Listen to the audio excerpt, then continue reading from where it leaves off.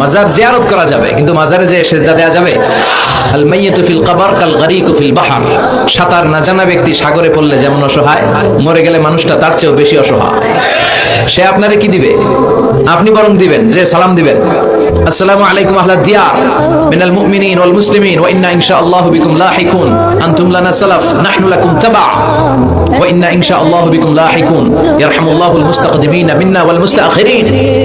এই দোয়াগুলো পড়বেন, তার জন্য ফাতিহা পাঠ করবেন, দোয়া করবেন। তার কবরের আযাবকে মাফ করে দিবে কে? আপনার দোয়ায় ওর কবরের আযাব মাফ হয়, ও আপনারে কি করবে? এগুলো না বুঝে লোকজন মাজারে যে লাল শালু দেয়, আগরবাতি দেয়, মোমবাতি দেয়, ছাগল দেয়, গরু দেয়, টাকা দেয়, পয়সা দেয়, আছে না নাই?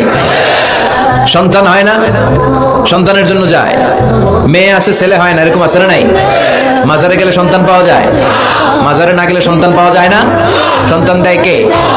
মাজারে না গেলে যদি সন্তান না হতো, ছাগলের যে বাচ্চা হয়